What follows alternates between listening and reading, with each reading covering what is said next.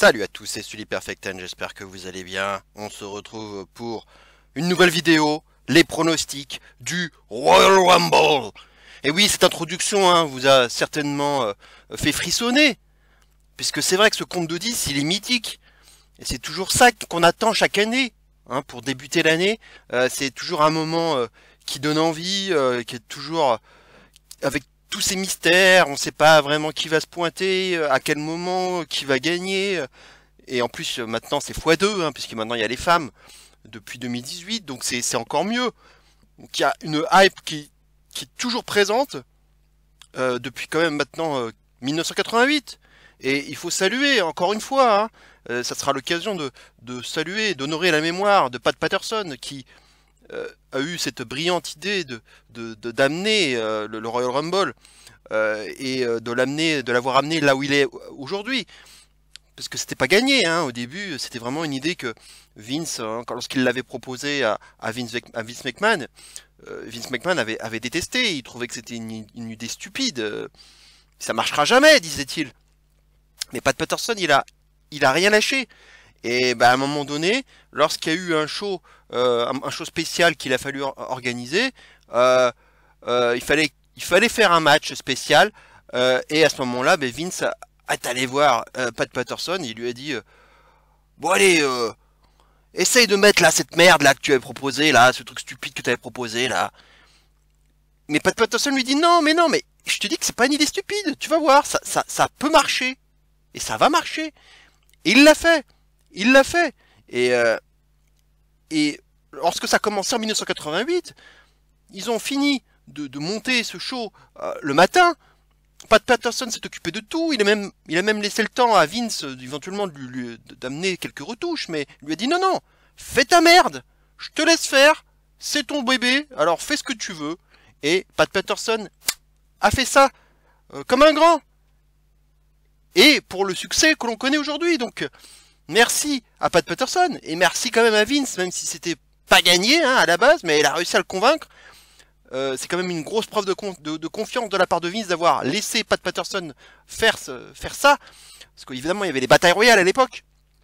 Mais tout le monde commençait sur le ring en même temps. Il n'y avait pas encore cette idée de faire venir les hommes les uns après les autres. Et c'est ça qu'a voulu proposer Pat Patterson. Et maintenant, c'est quelque chose de mythique que tout le monde attend chaque année. Donc c'est une vraie success story, les Royal Rumble. Et alors cette année c'est particulier parce que voilà, ça va être un show qui va avoir lieu à nouveau au Tropicana Field de Saint-Pétersbourg, mais malheureusement on le sait, ça sera encore le Thunderdome, donc il n'y aura pas de public. Et un Royal Rumble sans public, c'est compliqué, On l'a encore jamais vécu, jamais, parce qu'au moins il y a un an, bien que c'était 2020 était déjà une année très très Covid, c'est le moins qu'on puisse dire. Au moins, elle avait commencé avec un Royal Rumble normal, avec le public, quoi, avec la ferveur et tout et tout. Mais là, cette année, on ne l'a pas, quoi. On ne l'a pas, on ne l'aura pas. On n'aura que le Thunderdome. Alors à moins qu'ils trouvent des astuces, mettre 2-3 personnes autour, mais bon, ça va pas changer grand-chose. Ça va pas changer grand-chose. Au moins, on sait très bien, voilà, maintenant on sait que le WrestleMania, ils vont pouvoir accueillir un peu de public, 20-25 000 personnes a priori. Au Raymond James Stadium, d'ailleurs ça correspond bien, ça tombe bien, ça correspond à ma vidéo un peu fantasy booking carte de WrestleMania 37 que je vous invite à regarder, c'était ma dernière vidéo si vous l'avez pas encore fait, et ça tombe bien puisque j'avais proposé de faire WrestleMania comme les rumeurs le laissaient entendre dans le Raymond James Stadium, donc le stade des Buccaneers de Tampa Bay, qu'on félicite au passage d'ailleurs puisqu'ils sont arrivés en finale, donc au Super Bowl. Donc ça va être une énorme fête, c'est la première fois qu'une équipe va pouvoir recevoir au Super Bowl dans sa ville, dans son propre stade, et on va retrouver Tom Brady et surtout le Gronk qui il y a un an hostait quand même WrestleMania là où il aurait dû justement le faire, c'est-à-dire il devait le faire au Raymond James Stadium. Donc c'était il y a un an ça, donc c'est drôle finalement. Un an après qu'on retrouve ça. Donc le Super Bowl sera déjà un premier test pour voir un peu ce que ça donne d'avoir 20-25 000 personnes dans un stade. En termes d'ambiance, je pense que ça va être pas mal. Bref, voilà, on aura le temps d'en reparler de WrestleMania. Bref, voilà, ce World Rumble, donc particulier, donc avec personne dans, hein, c'est toujours pareil, quoi. C'est comme un weekly, donc juste le Thunderdome, mais c'est bien dommage. C'est vraiment dommage. Et j'ai un peu peur qu'en termes d'ambiance, ce soit pas la même chose, quoi, forcément. Hein. Ça ne sera pas la même chose, quoi qu'il en soit. Bref, ben, en termes de hype, j'ai toujours cette hype habituelle pour le Rumble, hein, forcément. Maintenant, il y a des matchs qui sont pas non plus ouf, hein, en termes de cartes. Et puis il n'y en a pas beaucoup encore. Pour l'instant, moi j'en ai que 5 à vous proposer. 5 seulement. Et il va y en avoir sûrement au moins un ou deux en plus, quoi. Alors les deux Rumble, évidemment, vont vampiriser le show. Donc ils vont, à eux deux, ils vont faire pratiquement allez, 1h40, 1h45. Donc forcément, il va pas rester grand-chose en termes de match. Hein. L'année dernière, c'était quoi? C'était 6 matchs et 2 Rumble. Plus de Rumble. Donc là, pour l'instant, c'est 3 matchs et 2 Rumble. Donc on va attendre de voir, hein. Il y aura peut-être un autre match. Et puis bien sûr 2 matchs de kick-off, a priori, comme l'année dernière, puisque ce sera un kick-off de 2 heures qui va commencer à 23 heures jusqu'à 1 heure du matin. Et à 1 heure du matin, le show à proprement parler, probablement allez, autour de 3 heures, donc de 1 à 4. Voilà, je pense que ce sera à peu près ça. On va pas finir trop tard. Bah alors le kick-off, hein, je vais rien vous proposer, hein, je vais pas vous pronostiquer les kick-off parce que ça peut être n'importe quoi, donc ça sert à rien. Par contre, on va peut-être parler vite fait des matchs potentiels. Alors dans les matchs de championnat, notamment du côté d'Euro, puisque hier Matt Riddle a gagné un gauntlet match qui lui a permis de s'adjuger un match de championnat, un nouveau match de championnat même, contre Bobby Lashley, puisqu'il l'avait déjà eu, mais il avait perdu clean. Donc je ne comprends pas à la base pourquoi est-ce qu'il a le droit encore à une opportunité, mais bon bref, hein, c'est toujours la logique WWE. Hein. Bon, qu'il a battu leur business en gauntlet match, hein, ce qui n'était pas une surprise, hein, parce qu'à partir du moment où il proposait ce match, c'était pour aller au bout, hein, forcément. Donc il a battu Shelton Benjamin, MVP et Cedric Alexander. Hein. D'ailleurs, la partie entre Alexander et Riddle était vraiment très bonne. C'était vraiment un bon match. Et Lashley est intervenu à la fin pour surprendre Riddle avec sa Hurtlock. Voilà, donc un match qui peut éventuellement être booké, mais je ne suis pas sûr. Pour l'instant, je pense que c'est toujours pareil, c'est le petit match de championnat pour hyper sur tous les weekly, mais qui seront a priori pas dans le show principal, enfin dans le pay-per-view, donc je pense pas. Mais bon, si ça devait y avoir lieu, victoire de Lashley, conservation, je pense que c'est pas encore le moment pour que Lashley perde le titre. Riddle, il est pas encore là depuis très longtemps, donc il apprend encore, il s'intègre petit à petit, je pense qu'il commence à faire du bon boulot et à bien s'adapter au main roster, hein, de par son personnage assez lunaire et divertissant et également surtout très bon in-ring. Donc je pense qu'il a vraiment tout ce qu'il faut pour réussir dans le main roster, mais c'est encore trop tôt. Je pense que c'est pas encore pour tout de suite. Victoire de Bobby Lashley avec peut-être une petite histoire encore autour du Hurt Business qui se déchire. Hein, toujours pareil, je comprends pas les équipes qui se déchirent. J'en ai ras le cul, et leur business surtout, qui est sur une très très bonne lancée. Pourquoi foutre la merde? C'est de n'importe quoi. Bref, allez, victoire de Lashley si ça doit arriver. Du côté de SmackDown, il y a quand même 3 matchs de championnat potentiels. Alors, il y a un match bizarrement qui était semblé prévu pour le Royal Rumble, mais qui n'est toujours pas officiel finalement. Le visuel n'existe pas déjà sur leur site officiel. La page Wikipédia en anglais, qui est en général un bon indicateur, en général ils sont assez à jour, n'a pas indiqué ce match, donc pour moi il n'est pas officiel. C'est le Banks contre Carmella. Pourtant il l'avait annoncé à SmackDown, hein, qu'elle s'affronterait, donc c'est bizarre. Voilà, Banks avait dit qu'elle affronterait Carmella à condition qu'elle accepte que Reginald, hein, donc son copain là, affronte Banks. Ce fut chose faite à SmackDown. Voilà, c'était un match intergender, hein, avec 1000 guillemets, hein, parce que c'était que de l'esquive de la part de Reginald, et 100% de l'offense pour Banks, qui s'est imposé, évidemment. Ça a permis de montrer un peu les capacités athlétiques ou d'acrobate de Reginald, hein, l'ancien du Cirque du Soleil, hein, ça s'est vu. Voilà, c'était plutôt bien réalisé de sa part, mais en soi, voilà. C'est assez gratuit puisque ça a permis juste de donner un rematch à Carmella qui pourtant avait perdu clean à TLC, hein, il faut le rappeler. Donc c'était un peu comme le Lashley Riddle. Hein. Il y avait pas de raison de refaire un rematch, quoi. Là, on est en train de tirer sur la corde et de jouer la montre, hein, surtout. Hein. C'est du remplissage pur et simple. Donc, si le match a lieu, victoire de Sasha Banks. Évidemment, son règne va durer encore un bon petit moment, au moins jusqu'à WrestleMania. Ça, je pense que c'est le grand minimum, puisqu'il faut que son règne soit suffisamment long et impactant euh, pour Sasha Banks, puisque évidemment, elle était connue pour avoir des règnes assez courts jusqu'à maintenant. Donc là, il faut lui donner un règne assez solide. Donc pas de changement de titre à venir. Carmella, c'est encore la rivalité de transition. En attendant mieux, on verra bien par la suite. Voilà, donc pour moi, pas de changement de ceinture si le match devait avoir lieu au Rumble. Il y a aussi le match de championnat intercontinental qui est en train de se dessiner dans un triple threat match entre Big E, Apollo Crews et Sami Zayn. Hein, puisque Sami Zayn s'incruste, il continue de faire le mec là avec sa théorie du complot, etc. à chaque fois. Hein, il croit que le monde entier est contre lui, que tout ce qui se passe c'est fait pour l'emmerder, et il s'est encore menotté à une barricade là pendant une bonne partie du dernier SmackDown. Et puis là, il s'est démenotté pile évidemment dans le match entre Big E et Apollo Crews pour le championnat intercontinental justement, et il a provoqué on va dire un no contest, enfin ou un double DQ, enfin voilà, il n'y a rien eu quoi au final. Il a attaqué les deux, donc je pense que ça va partir en triple threat. Le règne de Big E vient de commencer, il n'y a pas de raison. Il n'y a pas de raison de priver déjà de son titre. Donc victoire de Big E, conservation. Sami Zayn, je pense que là maintenant il est là que pour prendre le pin à chaque fois. Il le prend déjà beaucoup là. Il a beaucoup régressé, on va dire, dans son booking.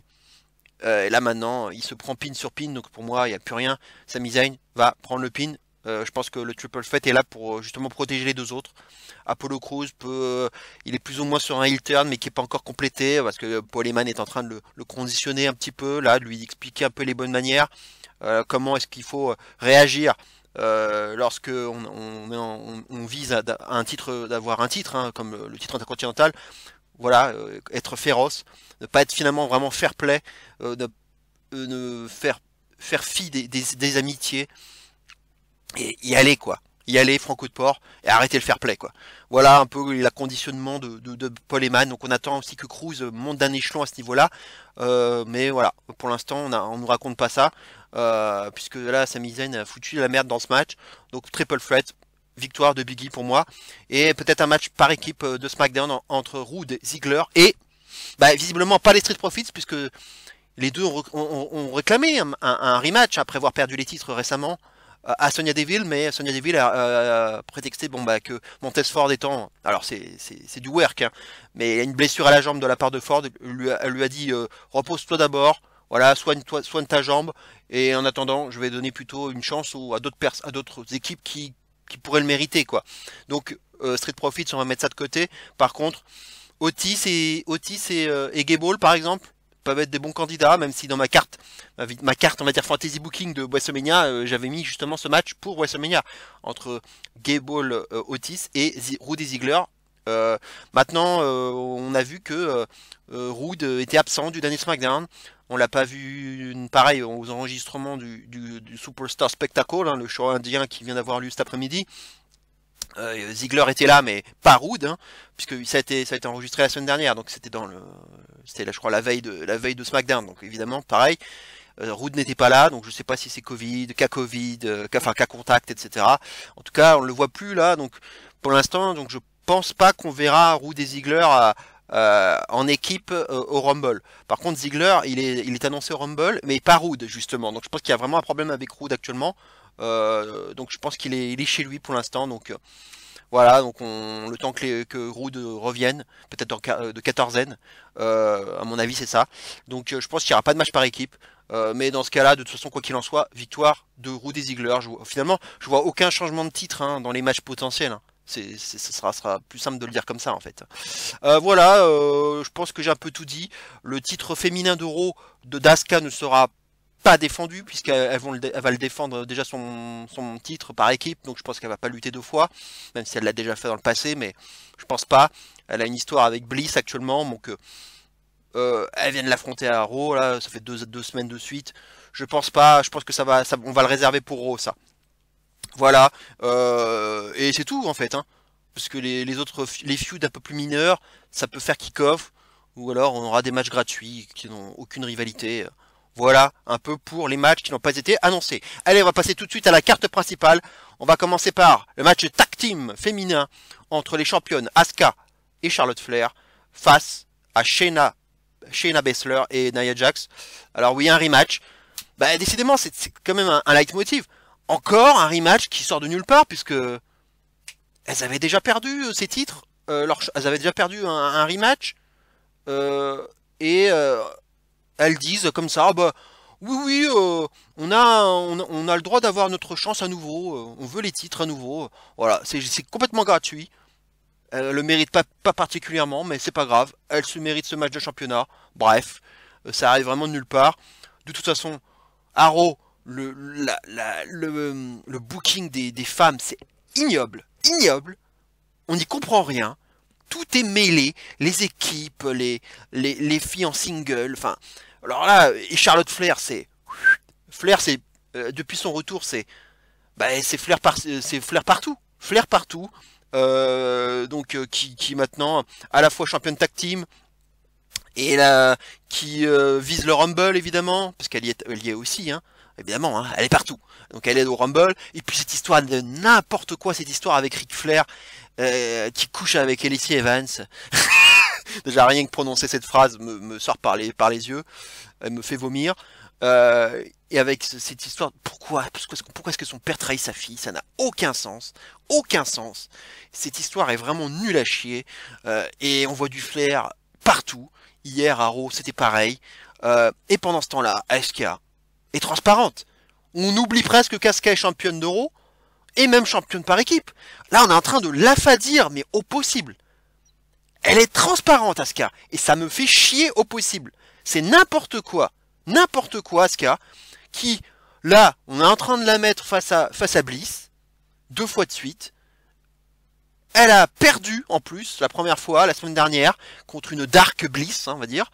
Une Dark Bliss, là, qui est devenue complètement cheatée au possible, qui se transforme en Super Saiyan maintenant, et qui nocelle tout, quoi. Donc, en fait, c'est le Finn qui est entré en elle. Voilà, on a une Finn d'eau féminin maintenant.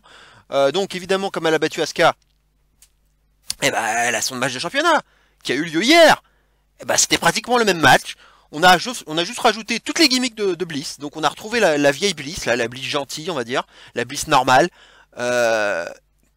qui se demandait ce qu'elle foutait là. Et puis là, boum, on a retrouvé à nouveau la Bliss Dark, qui cette fois-ci à nouveau à nocelle.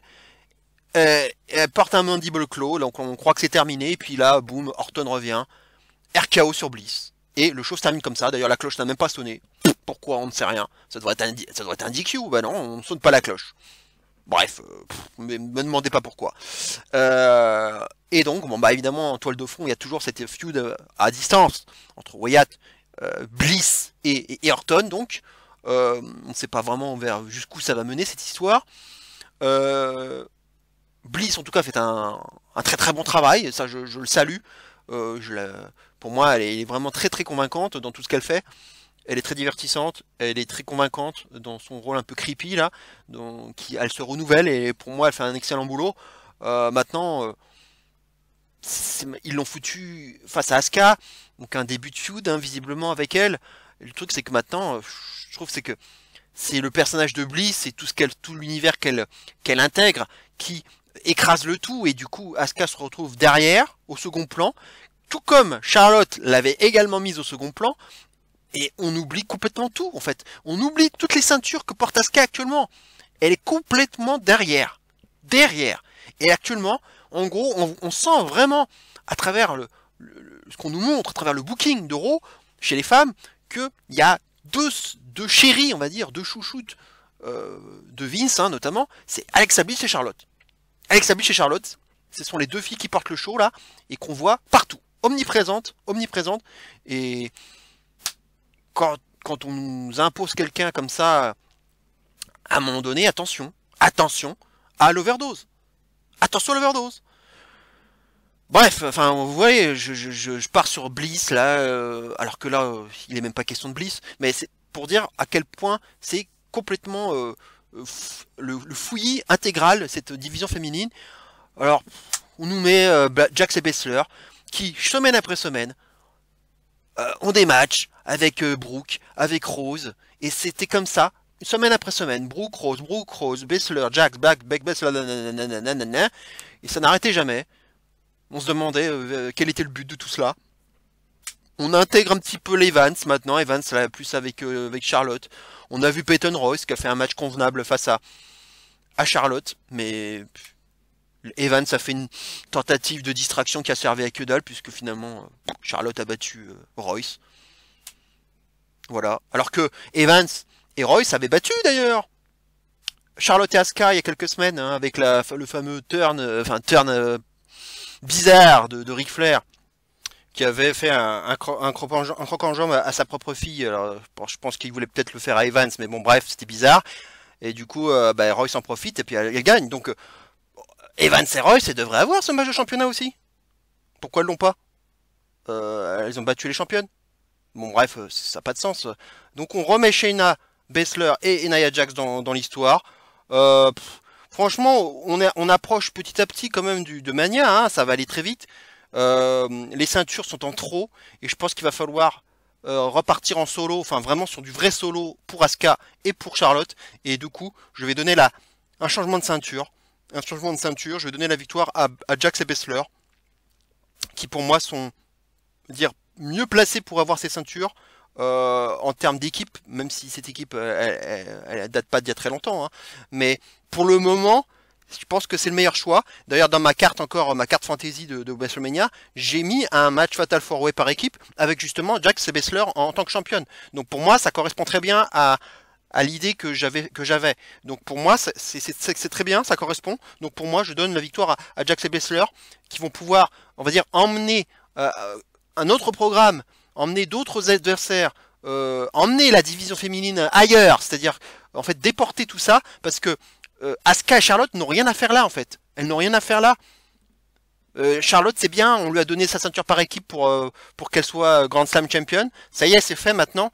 On a fini de rigoler 5 minutes. Maintenant, on redonne les ceintures à leurs propriétaires précédents. Et maintenant, on lance Charlotte et Asuka vers alors soit un programme commun, soit des programmes séparés. Mais arrêtez de les mettre en championne tag team. Ça ne sert à rien. Et en plus, dans les différents weekly, on les voit une fois sur deux ensemble. Parce que Charlotte, elle est partout. Donc elle est au four et au moulin. Donc on la voit avec son père, avec Evans, parfois avec Asuka, quand on se rappelle qu'elle est championne par équipe. La SmackDown, ils y ont pensé par exemple. Voilà, elles ont battu Riot Squad. Mais voilà, c'est une fois sur deux quoi. Jax est pâle, elle est très fade. Comme je disais, c'est n'importe quoi. Donc redonner les ceintures à leurs propriétaires, si je puis dire. Même si, alors, il y a encore eu quelque chose qui m'énerve encore, hein, mais c'est que Jax encore a porté un choc slam horrible à Dana Brooke hier. Sa tête, oh la vache, ça a tapé, ça a cogné fort. J'ai eu très très peur pour Dana Brooke. Heureusement, on a appris que ça allait. Dana Brooke était à 100%. Donc elle sera au Rumble, hein, comme prévu. Mais putain, encore un 10e, 15e botch de la part de Nia Jax. Alors arrêtez de me dire, oh oui, mais c'est une big woman, donc il faut qu'elle ait des moves impactants et tout. Non, je suis désolé, c'est pas des moves impactants, ça. C'est pas des moves impactants, là, elle peut envoyer une fille à l'hôpital. Elle peut briser une carrière avec ça. Là, on était à 2 doigts de la commotion cérébrale avec ces conneries. Donc arrêtons 5 minutes, quoi. Elle a un casier judiciaire, si je puis dire, ras la gueule. Et, en toute impunité, elle continue. Toute impunité, on continue de la voir. Alors qu'il y en a qui ont disparu pour moins que ça. Hein. Pour moins que ça. Donc arrêtons les conneries, quoi. Et ça me fait chier, hein. Je pronostique la victoire de Jax et Baszler qui vont récupérer leur ceinture. C'est mon pronostic, mais ça me fait chier. Par rapport notamment à Jax, parce que elle devrait pas avoir de ceinture. Ça me fait chier, mais je le fais à contre-cœur, mais c'est parce que c'est pour le bien de la storyline, c'est pour le bien, on va dire, de la logique scénaristique, si je puis dire. Et pour moi, c'est ce qu'ils vont faire. Mais si ça ne tenait qu'à moi, je donnerais pas le titre à Jax, évidemment. Même les ceintures par équipe qui sont pourtant secondaires, mais je le donnerais pas non plus. Mais voilà, c'est comme ça. Et ça me fait chier, quoi. Et c'est pas possible, quoi. Et on continue. À un moment donné, il va y avoir un drame. Et voilà. Ça sera pas faute d'avoir prévenu, hein. Ça sera pas faute d'avoir prévenu. Donc, continuez comme ça. Laissez-la faire ses conneries, là. Et blesser 50 000 nanas jusqu'à ce qu'il y ait un drame. Et puis voilà, je vous rappelle encore le coup du bras aussi. De Mandy Rose aussi, quand elle l'avait projeté aussi assez fortement là, dans les cordes. Elle s'était pété le bras aussi, Mandy Rose. Non mais il y en a. Et Kairi Sane. Et Bailey. Et Charlotte. Non mais il y a tellement de cas avec elle. C'est incroyable. Et ça m'énerve. En fait, ça m'énerve. Bref, victoire de Jax et Baszler. Le match, en fait, j'en ai pas grand chose à foutre. De toute façon, voilà. Et puis je pense pas qu'on verra d'intervention de Bliss, parce que Bliss, je pense qu'on va beaucoup la voir au Rumble. On en reparlera après. Donc il n'y a pas besoin. Et finissons-en. Et surtout redonner en gros, écarter Asuka et Charlotte des titres par équipe, parce que là, elles sont un peu prises entre guillemets en otage pour pas grand chose, puisque elles servent à rien en fait. Elles servent de porte-ceinture, mais elles servent à rien, parce qu'il n'y a pas de storyline en fait par équipe. Il y a rien. Et puis Brooke et Rose, elles sont face. Brooke et Rose, elles pourront faire la feud suivante avec Jax et Baszler, puisqu'elles se battent souvent en plus entre elles. Avec Jax et Baszler, elles se battent souvent. Donc mettez Brooke et Rose dessus comme prochaine challengers. Voilà, ça sera pas terrible, mais au moins on aura une vraie feud par équipe avec des championnes et des challengers. Et pas des championnes par équipe qui sont aussi impliquées dans les titres majeurs. Ça m'énerve en fait. Mettons un peu de clarté surtout. Un peu de clarté. Et de toute façon, Baszler, pour moi, c'est mort. Enfin, pour moi, elle sera pas amenée à avoir le titre suprême. Donc, laissez-la par équipe, avec le titre. Et puis voilà, hein. Vu ils veulent pas aller au-delà avec elle. Voilà, quoi. C'est tout, hein. Moi, il y a juste à voir les choses, hein. C'est tout, hein. C'est pas plus compliqué que ça, quoi. Bref, allez, ce match, de toute façon, me donne pas envie et je suis gavé, en fait, tout simplement. Allez, match suivant, on va commencer, on va passer déjà directement au gros match, hein, puisqu'il y a que ça pour l'instant d'annoncer. Drew McIntyre contre Goldberg. Pour le titre VVE. Ouais, non, mais je suis gavé, en fait. Je suis gavé. On l'a tous vu. Cette arrivée surprise de Goldberg là au Raw Legends où il a confronté Drew McIntyre en le clashant, il a rien compris en fait. Il l'a clashé sur le fait que Drew en fait ne respecte pas les légendes, qui se prend pour meilleur qu'eux, etc. Alors que Drew n'a jamais dit ça. Il était supposé l'avoir dit, mais le show, ils ont pris trop de temps. En fait, ils ont perdu beaucoup de temps dans ce show. Donc Drew aurait dû le dire, mais il ne l'a pas dit. Et heureusement de toute façon qu'il ne l'ait pas dit, puisque de toute façon ça n'avait même pas de sens. Il venait de faire une promo avec Hulk Hogan, où il était bras dessus bras dessous avec lui en train de faire une promo. Donc ça n'a aucun sens de toute façon. Même s'il l'avait dit, quel sens ça aurait eu? C'est le top babyface de Raw et de la VVE. Pourquoi est-ce qu'il aurait clashé les légendes? C'est n'importe quoi. Et Goldberg, lui, il a continué dans son truc. Hein. Lui, il a même pas compris que Drew n'avait rien dit. Mais il a continué son truc. En plus, il botchait sur son dit friend, enfin, il botchait ses mots. Bref, c'est n'importe quoi. Et puis, voilà, puis ça n'avait plus de sens. Alors, heureusement, Drew, il a fait comme il a pu. Il a trouvé une bonne vanne. Il a dit, c'est un peu comme si j'affrontais mon père, quoi. Voilà, bon, ça passait. Puis les deux se repoussent, et puis le show se finit très abruptement, comme souvent, parce que ils n'arrivent pas à gérer la durée d'un show, quoi. Ils perdent trop de temps sur d'autres trucs, quoi. Donc c'était très très maladroit et c'était moche, quoi. Et l'argument, c'est n'importe quoi. Goldberg, il arrive from out of nowhere, et puis s'invite, et puis s'accorde un petit match de championnat. Parce que je peux, because I can, parce que c'est moi, parce que c'est Goldberg, parce que je fais vendre, parce que je suis une légende. Voilà, en 2021, je suis une légende et j'ai le droit de prendre la ceinture à n'importe qui. Voilà. Et puis là, il a fait plutôt le heal là du coup. Et bon là, le pauvre Drew, il a chopé le Covid, donc on l'avait pas vu depuis 2 semaines là.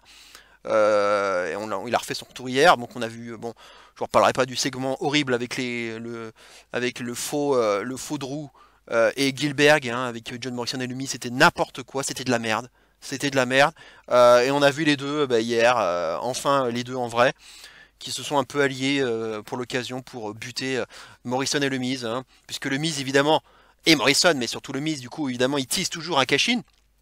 Il arrête pas de dire attention, c'est à un moment donné, si le champion à l'issue du match elle se retrouve un peu en fâcheuse posture, un peu fatiguée, un peu diminuée, moi je peux cacher, hein. Et il l'annonce d'ailleurs, il dit, futur champion, le mise. Alors le truc c'est qu'il le tease trop, donc j'y crois pas une seule seconde. Je n'y crois pas une seule seconde, donc mi-champion, non. Non, arrêtez vos conneries. En tout cas, pas au Rumble, quoi. Pas au Rumble, c'est pas le moment. On va pas changer de champion maintenant. Du coup, je vous spoil mon pronostic, hein, mais victoire de Drew, qui est favori à l'heure actuelle, il faut le dire. Goldberg, arrêtez vos conneries en fait. De toute façon, si ça arrive, franchement, si ça arrive, je vais gueuler, je vais pousser une grosse gueulante la semaine prochaine, hein, ça c'est sûr. Parce qu'il faut arrêter de nous prendre pour des cons. Drew, voilà, c'est pas contre Goldberg qui doit perdre le titre. Donc arrêtez vos conneries. Euh, et puis ce qui me rassure, si je puis dire, c'est dans la promo d'hier de Drew qu'il a fait au tout début. Il a quand même précisé ouais, que Goldberg, c'est vrai qu'à chaque fois qu'il revenait, c'était pour prendre le titre. Et il y arrivait à chaque fois. Donc le fait qu'il le dise, ça peut peut-être un peu me rassurer en me disant, s'il le dit, c'est que il sera peut-être du coup le premier à le faire. Le premier à empêcher Goldberg de revenir et de prendre le titre. Donc je le prends un peu comme ça. Et du coup, je me dis que c'est plutôt favorable à Drew. Voilà.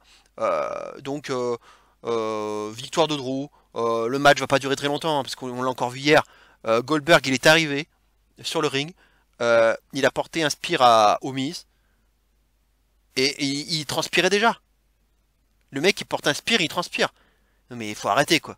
Donc le match, allez, 5 minutes. Douche comprise. Hein, on va tabler là-dessus, quoi. Et ça va être Claymore, Jackhammer, hein, puisque maintenant il sait plus faire de Jackhammer depuis longtemps, donc ça sera Jackhammer, Claymore, Spear, et voilà, quoi.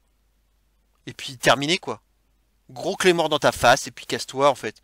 Voilà, et puis tu feras ton deuxième match plus tard à Mania, voilà. Voilà.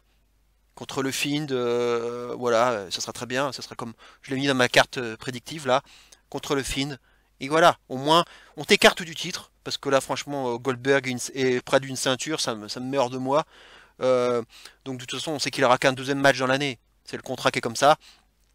Donc, tu finis ton premier match au Rumble, tu feras ton deuxième à Mania, voire plus tard, mais à mon avis, ça sera plus Mania. Et puis voilà, et casse-toi, en fait. J'en ai ras le cul, en fait. J'en ai ras le cul. Et pour la suite, on verra bien, mais victoire de Drew. Le match durera pas longtemps, au moins ça c'est la bonne nouvelle. Et puis de toute façon il y a quand même 2 Rumble matchs, donc ils peuvent pas faire trop long non plus, hein. Et puis il y a quand même un gros match de championnat qui risque de durer un peu plus longtemps. On va parler tout de suite. C'est bien sûr le Roman Reigns, the Tribal Chief, the Head of the Table, face à Kevin Owens. Numéro 3. Numéro 3.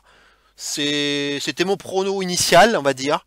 Depuis, je vous l'avais dit dans ma review de TLC, puisque c'était logique, puisque si on se rappelle bien de ce qui s'est passé à TLC, Jey Uso est intervenu à plusieurs reprises, et il a notamment permis à Roman Reigns de conserver son titre dans le ladder match. Il y a eu un rematch dans le show spécial Noël de SmackDown, dans un Steel Cage match. Jey Uso est intervenu, il a menotté Kevin Owens à la cage, ce qui a permis à Reigns de finir tranquillou en sortant par la porte. Donc, encore intervention de Jey Uso. Et donc, à ce moment-là, c'était déjà mon idée à l'époque. Je me suis dit, il y a de fortes chances pour qu'il fasse un match numéro 3 au Rumble en bannissant Jey Uso du ring. Puisqu'à chaque fois, c'est Jey Uso qui est là, qui intervient. Et finalement, Reigns, il gagne rien par lui-même, hein. Il est pas si ouf que ça, Reigns, en fait. Il est pas si dominant que ça. Il a toujours besoin de son cousin pour s'imposer. Donc pour moi, ça avait du sens. Mais ils ont réussi quand même à me worker un Adam Pearce contre Roman Reigns qui arrive de nulle part. Avec ce gauntlet match là qui permettait au vainqueur d'affronter Reigns. Nakamura en est ressorti très over. Il a fait un face turn au passage. Voilà, un peu inattendu. Merci Daniel Bryan au passage pour cette mise en avant. Cesaro aussi, hein, depuis aussi 2 semaines là. Nakamura, merci. Mais Nakamura n'a pas gagné puisque Adam Pearce s'est fait défoncer. On lui a permis de participer. Hein, Reigns et Manon ont permis à Pearce de participer. Il s'est fait défoncer. On a mis son corps sur Nakamura. 1, 2, 3. Et voilà. Donc on s'est tous conditionnés pour un Pearce Reigns, ce qui était très bizarre. Et puis finalement la semaine d'après, il leur a foutu à l'envers. Il a leur à Pierce envers Heyman et Reigns. Le contrat s'est baladé de main en main. C'est devenu, on est passé à un ODQ. Après c'est devenu Last Man Standing Match. On a eu la signature de contrat. Et puis tout a été signé. Pierce est reparti. Il a commencé à faire comme s'il boitait. Et puis il a dit en fait, cat subject to change. Hein, c'est toujours comme ça dans les contrats. Et j'ai trouvé un suitable replacement. Et finalement, Kevin Owens est arrivé. Il a signé le contrat. Et hop, ça s'est retransformé en Reigns Owens, numéro 3 du coup au Rumble. Il nous l'a bien foutu à l'envers. C'est vrai que il m'a eu sur ce coup-là, j'avoue. Mais finalement, c'était la logique des choses, comme je vous le disais. Donc, ça fait peut-être beaucoup, mais bon, on va dire ça récompense quand même le travail d'Owens, hein, qui a quand même été très convaincant, qui a fait des très bons matchs et qui a donné son corps à la science, hein, c'est le moins qu'on puisse dire. Il se bat, il est à terme, il se relève à chaque fois. Il s'est fait défoncer encore par Roman Reigns il y a quoi, 15 jours, avec l'aide de Jey Uso. Il est parti... 15 jours, 3 semaines, oui. Il est parti parce qu'il s'est fait détruire, donc il a worké sa blessure comme ça. Et puis finalement, il a fait son retour là vendredi dernier, un peu l'arroseur arrosé, où il se Pierce, Adam Pierce, Paul Heyman, c'était n'importe quoi. Heyman qui a donné sa place, évidemment, a laissé sa place à Roman Reigns, on s'en doutait. Voilà, et puis après il défonce Adam Pierce. Et puis c'est là que Kevin Owens est arrivé avec sa capuche, hein, mais on l'avait bien reconnu, puis on se doutait bien qu'il allait arriver, puisqu'on disait pendant tout le show qu'il était privé il était banni de l'arène. Quand on bannit quelqu'un de l'arène, en général à la WWE, ça veut dire que le gars va revenir. Hein. Bref. Mais voilà, il avait fait une très bonne promo dans sa bagnole, assez émouvante, où il a parlé de ses deux grands-pères, hein, Melvin et Pierre, qui finalement, pour qui il se bat, en fait. Et c'est pour ça, en fait, il a expliqué que c'était pour ça qu'il ne lâchait jamais rien, en fait, et qu'il se battait et qu'il se relevait à chaque fois. Parce que ce sont deux hommes qui l'ont inspiré. Et donc voilà, c'est une promo assez émouvante. Hein. Il parle de ses tatouages sur les phalanges. Il a beaucoup de tatouages par rapport à sa famille, notamment. Et voilà, donc c'est une bonne promo babyface. Et Kevin Owens fait un gros travail à ce niveau-là. Donc le match en lui-même, hein, il va être bon. C'est donc un last man standing match. Hein, donc ça veut dire que c'est évidemment... le match se terminera lorsque l'un des deux lutteurs ne se relèvera pas après le compte de 10 de l'arbitre. Alors, ce qui m'embête en fait, c'est que le Covid, on va dire, me gêne dans le booking et dans le pronostic. Je m'explique, c'est que on n'a pas vu Jey Uso la semaine dernière, étonnamment, et on n'a pas vu Charles Robinson. Alors pourquoi je vous parle de Charles Robinson, l'arbitre? Parce que justement, on avait vu il y a 15 jours de cela, donc dans le SmackDown d'il y a 15 jours, Charles Robinson qui avait vu que finalement, je crois que c'était Jey Uso qui faisait un pin à Nakamura, mais il avait les pieds dans les cordes, et Charles Robinson lui a dit non, t'as le pied dans les cordes. Du coup, Jey Uso ça l'énervait, et du coup, il s'est fait distraire, et puis Nakamura en a profité derrière avec un Kinshasa, il a gagné le match. Du coup, on avait un segment backstage où Jey Uso s'énerve un peu auprès de Charles Robinson, il commence à le menacer, à lui parler même de sa fille, hein, et lui dire attention, enfin, il même le menace peut-être de perdre son job. Et du coup, sur ce, je me suis dit, tiens, intéressant ce segment, à mon avis, j'ai commencé à échafauder un plan en me disant, à mon avis, ce qui pourrait se passer, c'est que Charles Robinson va arbitrer le match du Royal Rumble entre Owens et Reigns et va en gros arnaquer Owens pour conserver ou pour préserver son job en fait, pour ne pas se faire virer parce qu'il aura été un peu bullied par Reigns et par Jey Uso, hein, et voire même par Paul Heyman. Donc il aura pris peur et il aura fait, on va dire, le choix. C'est-à-dire qu'il n'avait pas le choix et qu'il a préféré arnaquer Owens. Alors soit en comptant très vite, hein, il va compter les deux hommes au sol par exemple. Reigns va se relever et puis au moment où Reigns va se relever, il va accélérer le compte pour que Owens ne se relève pas à temps, par exemple. C'est juste un exemple. Hein. Ou alors, ce sera peut-être pas l'arbitre initial, mais il va prendre la place de l'arbitre initial et puis il va faire gagner Reigns. Encore, il va tricher. Bref, voilà, un petit stratagème comme ça qui va permettre de protéger un peu Owens aussi, hein, de toute façon, et avoir une affaire d'arnaque par rapport à Charles Robinson, parce que je me dis à quoi ça sert d'introduire cette histoire, ce segment entre Jey Uso et Robinson, si c'est pour ne pas s'en servir. Voilà. Donc à nouveau, le fameux fusil de Tchekhov, hein, comme d'habitude. Mais le problème, c'est que on a vu ni Jey ni Robinson dans le dernier SmackDown. Donc je me suis dit, putain, encore. C'est quoi encore? C'est encore une histoire de Covid? C'est comme... il y en a plein hein, d'absents actuellement, on le voit. Hein. Comme je vous disais tout à l'heure avec Robert Roode, Cutler et Blake n'accompagnent plus Baron Corbin actuellement. On ne voit plus Alia, on ne voit plus Murphy. Voilà, donc il y a plein d'absents. On ne voit plus Keith Lee aussi. 15 jours de suite, 2 semaines d'affilée là, qu'on voit plus Keith Lee aussi. Voilà, il y a des absences qui sont notables et qui posent question. Donc il y a forcément du Covid quelque part. Donc je me dis putain merde, par rapport au pronostic ça va être compliqué. Alors je vais attendre de voir le prochain SmackDown pour me faire un avis définitif. Parce que heureusement il y a encore un SmackDown. Mais si on n'introduit pas Jey Uso, si on n'introduit pas Charles Robinson, du coup je vais avoir un doute. Maintenant ils peuvent faire autrement. Parce que j'aimerais bien qu'on bannisse Jey Uso du ring, du match, tout simplement. Pas du ring, mais du match, parce qu'effectivement, un last man standing, ça peut se passer n'importe où, hein, donc c'est pas forcément une histoire de ring. Mais au moins qu'on le bannisse de tout le match, ce qui aurait du sens par rapport donc, aux 2 matchs précédents qui se sont finis pas clean à cause de Jey Uso. Donc j'aimerais bien qu'on bannisse Jey Uso pour que c'est du sens. Mais justement que ça pourrait être l'occasion de faire revenir Jimmy Uso. Voilà. Pour se dire, ah bah on a banni Jey, mais ça veut pas dire ça veut pas dire que Jimmy ne peut pas intervenir. Évidemment, vu que en plus c'est le jumeau, donc on va se dire, ah mais Jey Uso, non, mais non, c'était Jimmy, donc c'est parfaitement légal. C'est Jimmy qui intervient. Et voilà, bon un truc comme ça. Et alors peut-être un peu plus fou, mais pourquoi pas Apollo Crews dont je vous parlais tout à l'heure. Voilà, comme je vous disais, il est un petit peu, voilà, conseillé plus ou moins par Paul Heyman, ou en tout cas il lui monte un peu le bourrichon. Il est en train de le faire basculer dans le côté sombre, dans le côté obscur de la force, mais c'est pas encore officiel. Il y a des petits signes avant-coureurs, mais c'est pas encore complété à 100%. Va falloir encore l'alimenter encore plus, quoi. Donc pourquoi pas, s'ils veulent vraiment associer Cruz, pourquoi pas à Reigns et à Heyman, je trouverais ça bizarre, mais bon. Comme on l'a vu un petit peu, ces derniers temps, bon, pourquoi pas. Pour une intervention surprise, et pourquoi pas une feud de mid-card qui serait tout à fait honnête entre Kevin Owens et Apollo Crews par la suite. Voilà, ça mange pas de pain, c'est qu'une idée parmi tant d'autres. Mais voilà, Jimmy Uso pour son retour, ça j'y crois. Crews peut-être un peu moins en secondaire, et le point d'interrogation Charles Robinson.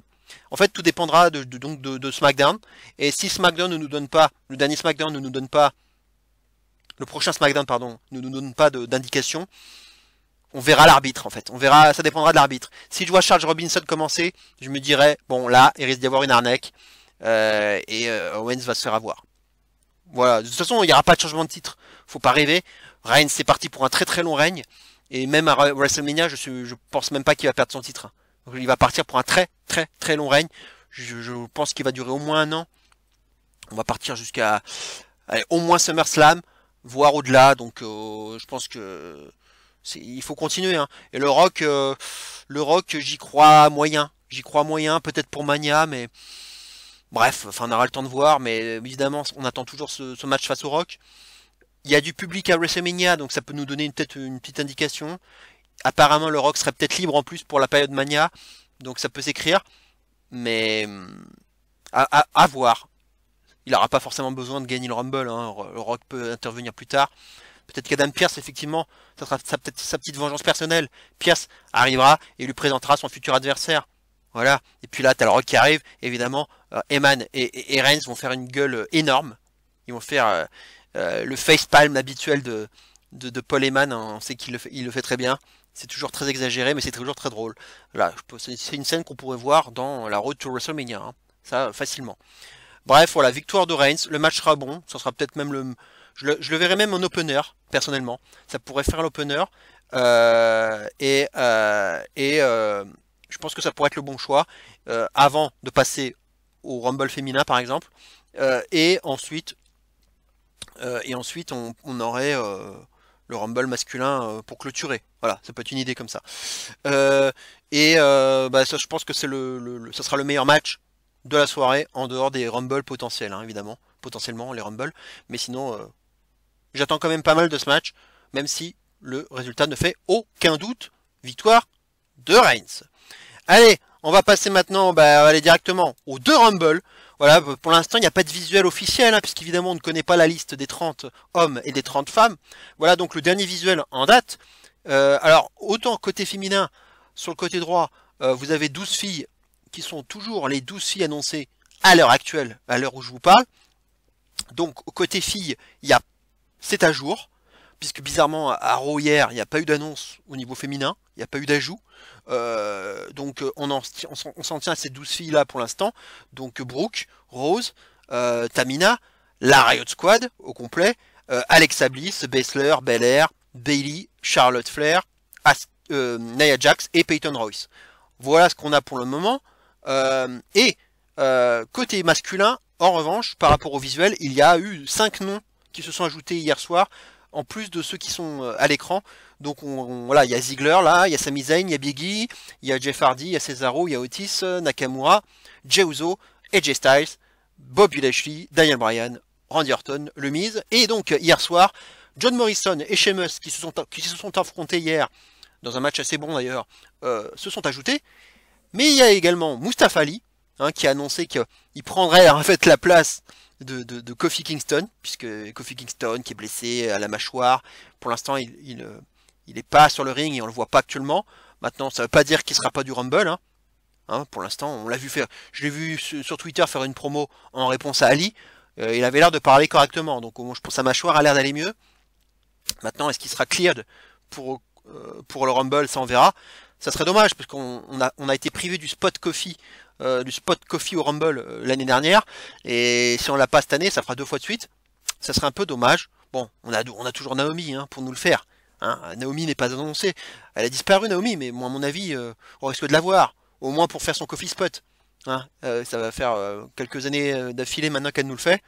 Bref, donc Mustafa Ali, au moins, ça a du sens, hein, de rappeler évidemment son spot, quand Kofi lui a pris toute son spotlight, hein, à l'Elimination Chamber, où il était blessé. Du coup, Kofi a récupéré ce spotlight et c'est parti sur la Kofi Mania. Évidemment, Ali, il en a gros sur la patate et c'est complètement logique. Et je comprends pas pourquoi ils n'ont pas rebondi là-dessus depuis bien avant. C'était logique en plus, ça s'écrivait tout seul. Et ça fait longtemps que je vous en parle en plus de cette storyline. Bref, ça s'écrivait tout seul. Et donc, pour l'instant, Retribution s'en prend à Xavier Woods. Voilà, en attendant, quoi. C'est du remplissage. Donc une feud qui peut être intéressante entre Retribution et les New Day, on va dire, au sens large. Et sinon, Ali et Kofi, si on focus un peu plus. Voilà, et donc il y a Ali donc, qui s'ajoute, oui.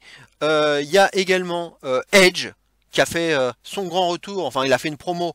Bah, on l'a retrouvé, là on l'avait laissé, hein, dans une promo en Caroline du Nord, chez lui. Hein, apparemment c'était en Caroline du Nord, dans son ring personnel, une lumière assez tamisée, et voilà, encore une promo émouvante. Tu l'as rappelé quand il avait gagné le titre à WrestleMania 27, qu'il a dû rendre son titre pour prendre sa retraite malheureusement. Mais il a reparlé de sa mère, qui lui disait, bah, quand tu fais les choses, fais-les en fait, fais-les. Et du coup, il dit, bon bah, je vais reprendre ce que disait ma mère. Bon bah voilà, je me suis pété le triceps là quand j'ai fait mon match à Backlash, le greatest wrestling match ever face à Orton. Mais je reviens quand même. Je reviens, j'abandonne jamais. Donc je peux faire les choses, je les fais donc. Mais là, les enjeux, hein, les stakes seront higher, comme il dit, hein, higher stakes. Les enjeux sont plus élevés dans le Rumble de cette année que dans le Rumble de l'année dernière, où il avait fait son retour. Et là, il annonce sa participation au Rumble avec de grosses ambitions. Et il n'a pas visé particulièrement Orton, hein, on ne sait pas encore ce qui va se passer. Mais ça rentre encore dans ma carte prédictive, hein, puisque j'avais annoncé un Orton Edge numéro 3. Donc pour l'instant, ça reste tout à fait envisageable, hein, puisque au moins on sait que Edge va être apte. Ça, c'est déjà une très très grosse information. Donc il nous l'annonce au Rumble. Maintenant, est-ce qu'il va vraiment participer? Est-ce qu'il va pas se faire attaquer avant, hein, on sait jamais. par Orton ou peut-être ou un autre, hein, on sait jamais. Tout est possible. En tout cas, pour l'instant, il annonce sa participation, donc ça veut dire qu'a priori il va faire le WrestleMania. Hein. À mon avis, il va faire WrestleMania. Et voilà, donc il s'annonce. Et enfin, il y a Elias aussi. Alors là, c'était plus confidentiel, mais il l'a annoncé à Raw Talk, donc juste après Raw. Alors, il était avec Riker, mais ils ont utilisé plutôt le terme nous. Nous allons gagner le Rumble. Mais c'est Elias qui a annoncé sa participation et non pas Riker. Donc, ils s'englobent tous les deux, mais je pense que c'est vraiment Elias tout seul qui est participant au Rumble, pas Riker. Maintenant, Riker pourra peut-être participer, hein. Il y a encore des places. Mais pour l'instant, je l'ai compris comme Elias tout seul. Voilà, donc on en est à 18. Donc les 13 hommes qui sont sur le visuel, plus les 5 hommes, donc Sheamus, John Morrison, Elias, Ali et Edge. Voilà. Sachant qu'attention, il peut y avoir des leurres. Hein. Parce qu'on se rappelle l'année dernière, il y avait des hommes qui étaient sur le visuel et qui finalement n'avaient pas participé et qu'on avait retiré. Hein. Je pense notamment, je crois qu'il y avait Otis justement qui était dedans.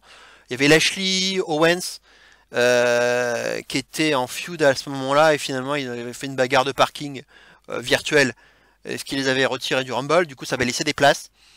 Donc ça laisse, on va dire, pour le moment en tout cas, 12 tickets disponibles chez les hommes. Et 18 tickets chez les filles, donc ça reste encore très incertain, très ouvert, et ça c'est ce que je préfère. J'aime bien quand on annonce pas trop de participants. Maintenant, ce qui me fait chier, c'est que on a appris que Backstage, donc le grand retour de Backstage hein, sur FS1, donc mais qui sera on va dire un one shot ou en tout cas un show, un retour mais pour un soir ou alors vraiment très occasionnel, très ponctuel. Avec Renee Young qui sera de retour mais sous le nom de Renee Paquette, hein, ça sera pas Renee Young, donc elle sera là comme salariée Fox, hein, non pas comme salariée WWE. Elle sera de retour avec Booker T et avec Paige. Pas de CM Punk, hein. CM Punk n'est pas là, il sera pas dans l'émission. Et ils vont nous apprendre quels seront les numéros 1 et les numéros 2 du Rumble féminin et quel sera le numéro 30 masculin.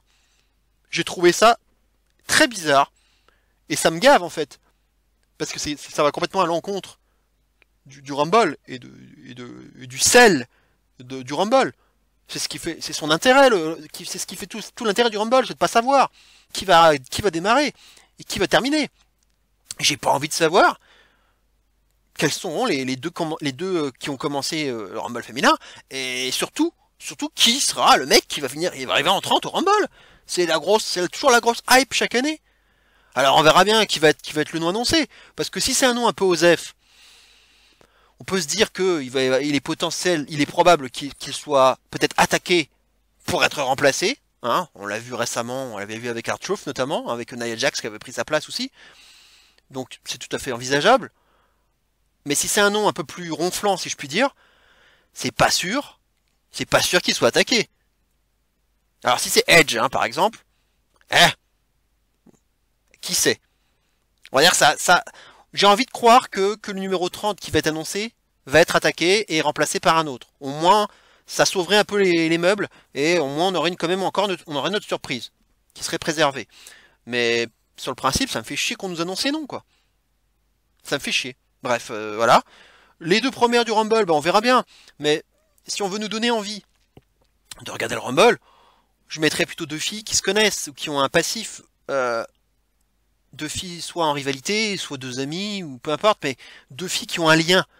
Exemple, Charlotte contre Lacey Evans, évidemment. On peut faire Billie Kay contre Peyton Royce, par exemple. Il y a plein de choses à faire. On peut faire Morgan contre Riot, on peut faire Royce contre Evans, on peut faire Bliss contre Cross, Rose contre Brooke, Jax contre Baszler. Bref, il y a tout un tas comme ça de combinaisons. Je trouverais ça mieux de faire ça comme ça. Voir Bayley contre Belair, avec les deux sont en feud aussi actuellement. Bayley contre Belair, ça s'écrit tout seul. Bref, il y a plein de combinaisons. Je trouverais ça plus intelligent de le faire comme ça. Et puis, il faut savoir soigner son départ, on va dire, pour lancer un Rumble et nous donner envie. Et c'est un peu comme un opener finalement. Les deux qui commencent un Rumble, c'est un peu comme un opener de pay-per-view. Il faut savoir bien lancer son show et en mettant le bon opener qui va voilà, donner un peu d'animation. et nous donner envie de voir tout le show. Et qui va chauffer la salle. Et là c'est pareil, en fait, faut mettre 2 filles qui vont nous chauffer le match et qui vont nous donner une hype pour la suite et qui vont nous entraîner, nous emballer, tout, voilà, qui vont emballer tout le public. Donc si c'est pour mettre 2 filles random, bref, ça serait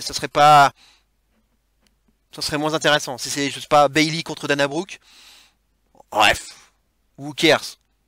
Bayley contre Dana Brooke, who cares? Pour moi, ça serait pas le bon choix à faire. Alors pour les pronostics, il y en a 8500 des pronostics. Les scénarii encore plus. Et c'est très compliqué. C'est très compliqué. Alors, à l'heure actuelle, hein, je pense que vous le savez, Daniel Bryan est le favori masculin et Bianca Belair est la favorite chez les femmes. Maintenant, il y en a d'autres. Chez les hommes, à part Bryan, il y a aussi du Keith Lee qui revient souvent. Je suis un peu surpris, mais pourquoi pas. Il n'est pas annoncé. Hein. Attention encore au cas Covid. Hein. Attention. J'espère qu'il reviendra à temps. Je pense que ça devrait le faire parce que ça fait un petit moment qu'on l'a pas vu. Donc Keith Lee peut-être. Brock Lesnar revient encore. Edge revient aussi. Hein. Attention. Et même Drew McIntyre lui-même. Alors là c'est quand même plus étonnant. À moins qu'il perde son titre et qu'il vienne dans le Rumble, évidemment que c'est possible, mais pour la 2e année d'affilée, ouais, je trouverais pas ça. Je trouverais pas ça terrible. Je trouverais pas ça terrible. Voilà un peu les noms qui ressortent. Hein. Big E aussi est pas mal placé. Nakamura revient un petit peu. Cesaro, il est un peu plus loin. Ils l'ont quand même bien mis en avant. Ça peut s'écrire, mais Cesaro, je trouve que je serais vraiment très très très surpris. Donc je pense pas. Je ne pense pas. Voilà un peu pour les favoris. Et chez les filles, bah, à part Belair, je suis un peu surpris, mais on retrouve Rhea Ripley, qui est souvent dans les top 3 des favorites. Ripley, oui. Évidemment, on peut se dire, oui, elle peut gagner, et puis vouloir prendre sa revanche sur Charlotte, si Charlotte prend le titre d'ici là, le titre féminin d'Euro. Ça peut s'écrire évidemment par rapport au WrestleMania de l'année dernière, mais le truc c'est que moi j'arrive pas à y croire en fait. Parce que Ripley pour moi c'est un peu comme Walter. Lorsque Walter s'était fait squash du Survivor Series il y a 2 ans. Il est pas canon, en fait, en quelque sorte. Ripley elle est pas canon. On l'a vu à WrestleMania, mais elle était étiquetée NXT. Donc les gens qui sont étiquetés NXT, dans le main roster, ils ne sont pas canons ces gens-là. Donc Vince, il n'en a rien à foutre en fait. Donc Ripley, c'est qui Ripley en fait? C'est qui? Donc qu'elle participe à la Battle Royale, au Royal Rumble, ça j'en suis quasiment sûr. Je pense même qu'elle va faire ses débuts dans le main roster. En plus là, elle a perdu sa feud contre Gonzalez. Ça y est, maintenant je pense qu'elle a fait le tour. Elle a fait tout ce qu'il y avait à faire. Là on l'a pas vu la semaine dernière à NXT, je pense que c'est fini. On la reverra a priori plus à NXT. Je pense que là elle va vraiment faire le grand saut. Et c'est mérité. Et je pense que le meilleur choix c'est qu'elle parte à SmackDown. Là il y a une vraie place à prendre à SmackDown. À Raw, il y a de quoi faire je pense. Surtout si on fait revenir des anciennes si je puis dire ou des revenantes qu'on attend. Hein, notamment voilà, des Becky, des Ronda qui peuvent revenir dans les mois à venir. Donc je pense qu'il y aurait de quoi faire à Raw. Par contre, ouais, SmackDown, il y a une bonne place à prendre. Donc je mettrais plus Ripley là-dedans. Et alors, il y a quand même une phrase intéressante de Bayley qu'elle a prononcée à Talking Smack, où elle a rappelé par rapport à sa feud avec Belair. Elle a dit ouais, mais Belair, ouais, elle est aussi talentueuse qu'elle est. Est-ce qu'elle a éliminé Rhea Ripley du Rumble? Non. Mais moi, je l'ai fait. Alors effectivement, elle est revenue il y a 2 ans en arrière. Et effectivement, Bayley avait éliminé Rhea Ripley, je m'en souvenais plus et j'ai vérifié. Et oui, c'est vrai. Elle avait éliminé Rhea Ripley il y a 2 ans. Donc le fait de le dire, est-ce que c'est pas fait exprès pour que justement Rhea Ripley arrive et élimine Bayley? Comme ça, la boucle est bouclée. Ripley se venge d'il y a 2 ans et on lancera peut-être une feud entre Bayley et Ripley. Ce qui aussi lancera justement Ripley dans le main roster et donc à SmackDown. Ça peut être une feud intéressante. De toute façon, voilà, Bayley et Belair, je pense qu'on approche de la fin. Là, bon, elles se font des petits concours de courses d'obstacles. Là, voilà, elles vont sûrement avoir un match. Mais peut-être que le match, elles vont le faire cette semaine, hein, à SmackDown, et qu'on passera à autre chose. Hein. Voilà, donc je pense que Ripley pourrait éliminer Bayley. Pour moi, ce serait une bonne idée, à mon sens, qui aurait du sens par rapport à la promo de Bayley vendredi dernier, enfin samedi dernier à Talking Smack. Maintenant, bon, il y a 1000 histoires possibles, hein. Il y a des, comme d'habitude, hein, il y a une checklist à faire, à remplir. Moi, voilà, le spot de Naomi, le Naomi qui ferait son grand retour, qui va faire son sauvetage miracle. Si on ne l'a pas avec Kofi, voilà, hein, elle devient une habituée de ce spot-là. Des trucs à deux, des combinaisons, voilà, entre Brooke et Rose, entre Morgan et Riot, des petites combinaisons à deux, des interactions avec Jax et Bessler. Et évidemment Lana, bah, on est obligé d'y penser, Lana, parce que elle est complètement absente hein, depuis qu'elle s'est fait attaquer, mise à l'hôpital par Jax et Bessler. À mon avis, on l'a mise de côté pour qu'elle fasse son grand retour au Rumble et qu'elle se venge. Et c'est même pas impossible qu'elle élimine Jax et Bessler. Et peut-être que Lana va se trouver une partenaire et affronter Jax et Bessler pour les titres, justement. Ce qui me donne encore plus, me conforte plus dans l'idée que Jax et Bessler vont prendre les titres, parce que Lana pourrait tout à fait être une rivale par la suite, avec une fille, dire, d'un peu plus grande envergure, hein, une Ronda, hein, par exemple, voire une Becky, j'y crois un peu moins là, ça me paraît un peu tôt, mais une Ronda, ça serait très étonnant de voir une Ronda Lana, mais contre Jax et Bessler, ça peut s'écrire, hein. Moi je serais pas surpris. Mais c'est un peu bizarre le booking de Lana, là, on nous l'a enfoncé dans la gorge. Je ne sais pas si on a laissé tomber l'affaire ou si c'est encore toujours un projet qu'on est obligé d'avoir de l'empathie pour elle parce qu'elle s'est fait blesser, parce qu'on croit jamais en elle, etc. Je sais pas si c'est encore dans les clous. Maintenant, je trouve il y a Billie Kay qui actuellement est en train de monter en puissance dans ce rôle. Où elle se fait un peu rejeter par la Riot Squad. Elle aimerait bien jouer les managers, un peu les bouquets. Bah, d'ailleurs, c'est elle qui les a annoncés au Rumble, hein. Elle s'est adressée au management, je crois que c'était à Sonya Deville. Elle leur a dit bon, je leur ai parlé, je lui ai parlé, et voilà, vous êtes au Rumble, les filles. Là. Mais sauf qu'elle provoque leur défaite à chaque fois, là. Elle distrait. Elle distrait Ruby Riot, par exemple. Ce qui fait que du coup, enfin, elle distrait l'arbitre, mais Ruby Riot est en train de gagner. Elles auraient pu être championnes par équipe. Et voilà, l'histoire est comme ça. Et je me demande si du coup la Riot Squad va pas devenir championne par équipe à WrestleMania grâce justement à Billie Kay cette fois-ci, qui agirait correctement cette fois-ci, plus ou moins volontairement, mais qui cette fois-ci serait au final acceptée par la Riot Squad en tant que manager parce qu'elle aura réussi à faire gagner les titres à la Riot Squad. Pour moi, c'est un peu ça l'histoire qui va se raconter jusqu'à Mania, hein. Je l'annonce maintenant, hein. Mais en tout cas, voilà, Billie Kay, alors est-ce qu'elle va participer, ça c'est pas sûr, mais qu'elle sera aux abords du ring, oui. Donc pour moi l'histoire, alors si je continue dans les petites histoires, je verrais bien Billie Kay participer à l'élimination de la Riot Squad en entier, plus ou moins volontairement, je pense plutôt volontairement. Elle voulait, je sais pas comment ils vont booker ça, mais elle va faire les choses mal et elles vont les déconcentrer toutes les deux. Elle va déconcentrer la Riot Squad à elle seule. Et les deux vont passer à travers la troisième corde. Elles vont être bousculées par, je sais pas, par Jax et Bessler par exemple. Voilà. Et évidemment, ça va s'expliquer à l'extérieur et Billie Kay va encore prendre très cher. Voilà. C'est un booking qui me semble assez efficace et qui irait en cohérence avec ce qui se raconte actuellement. Voilà une petite histoire. Et alors mon gros billet, on va dire, c'est sur Alexa Bliss.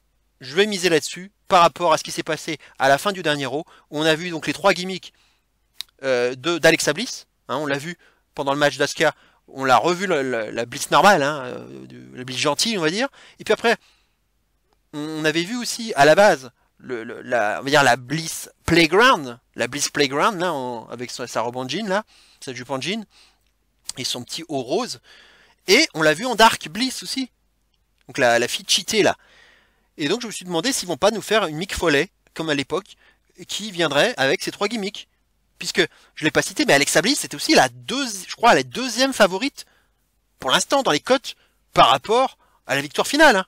Donc, y a Belair, il y a Bliss, il y a Rhea Ripley.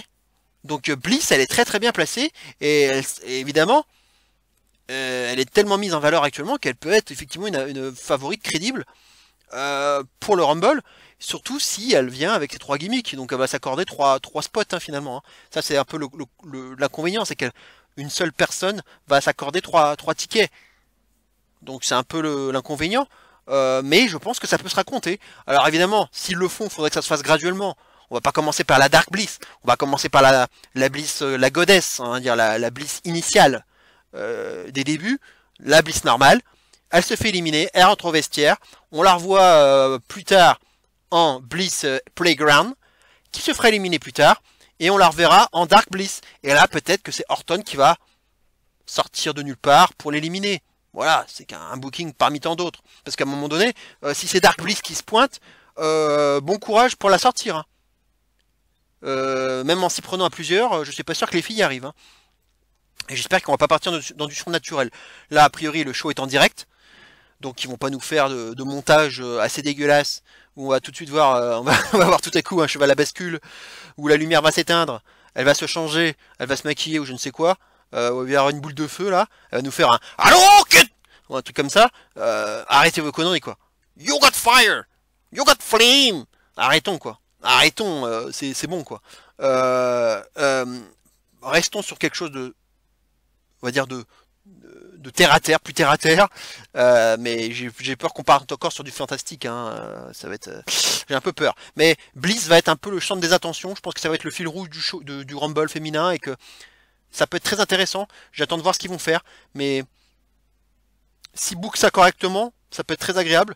Donc j'espère que Bliss sera correctement booké dans ce Rumble, que ça sera pas de la chiasse, que ça va pas partir dans du fantastique.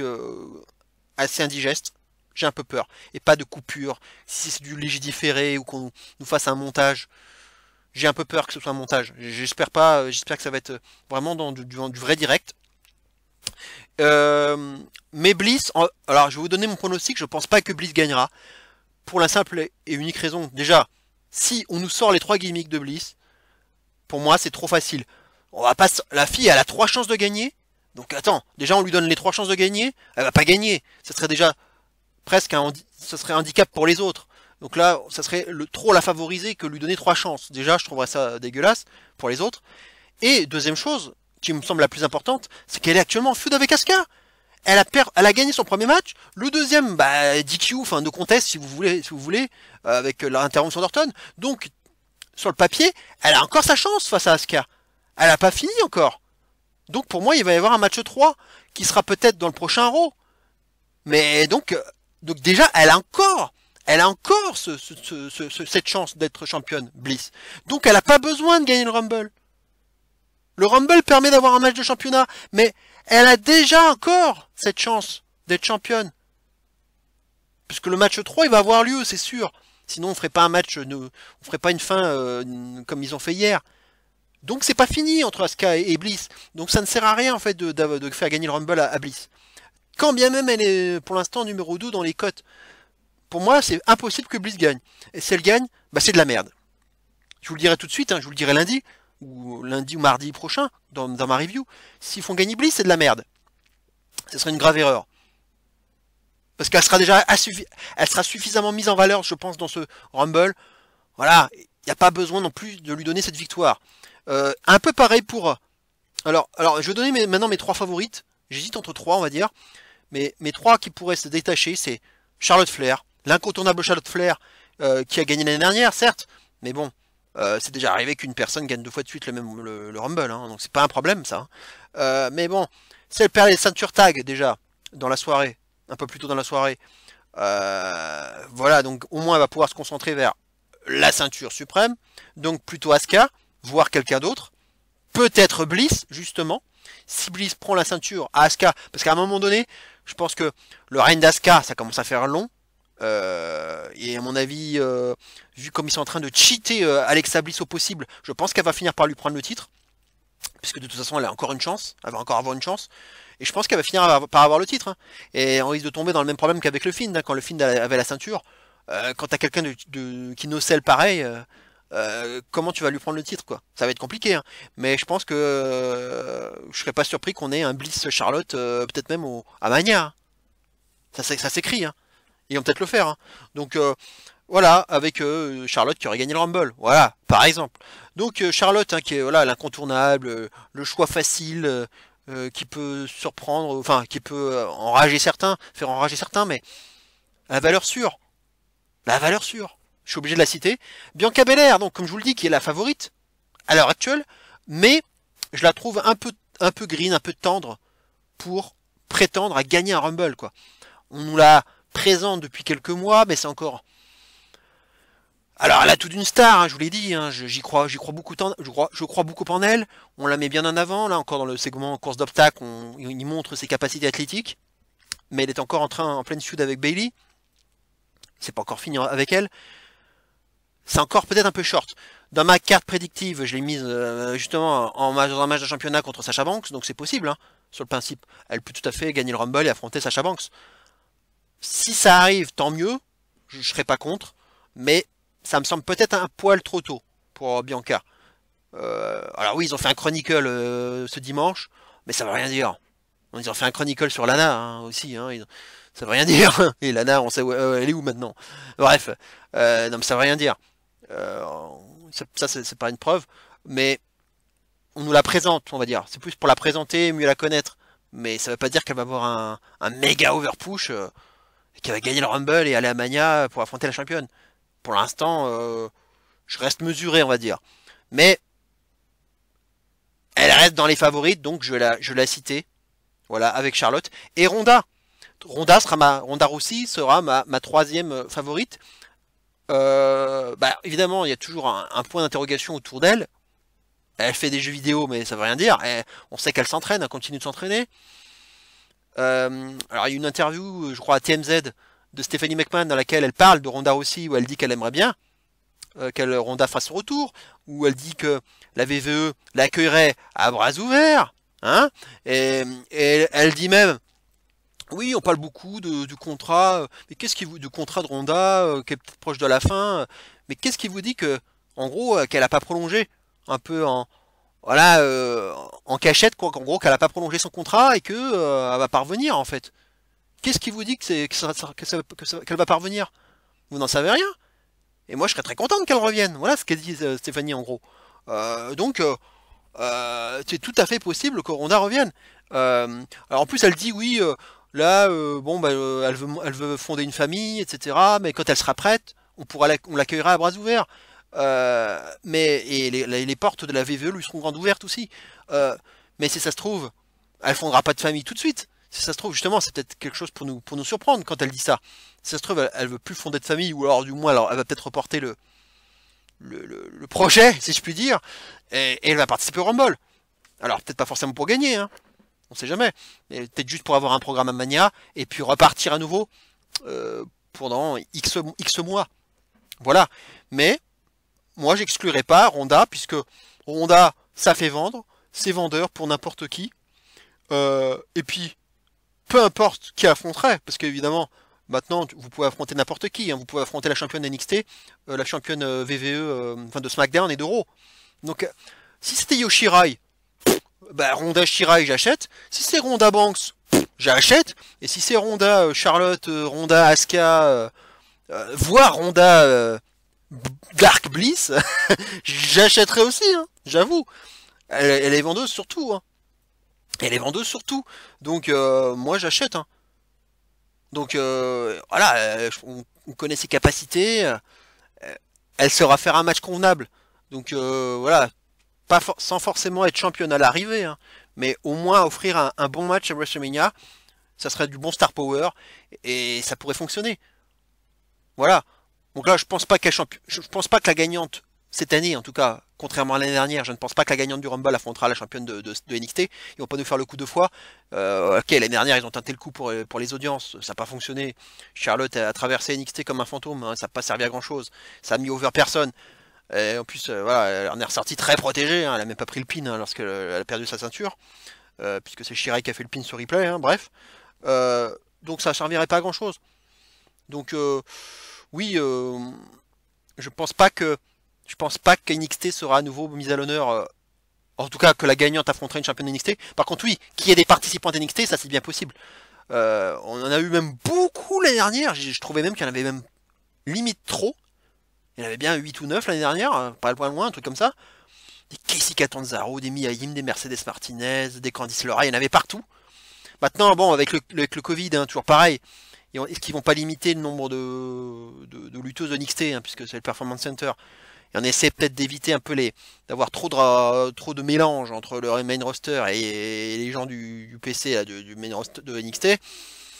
Ça sera peut-être moins, il y aura peut-être moins de filles de NXT que d'habitude, hein, ou que l'année dernière. Ou alors ça sera très très très limité. Mais voilà, hein, peuvent mettre n'importe quelle fille de NXT, ça peut faire l'affaire. Hein. Casey Catanzaro pourra faire des jolis spots, par exemple. Mercedes Martinez pourra aussi faire quelque chose d'intéressant.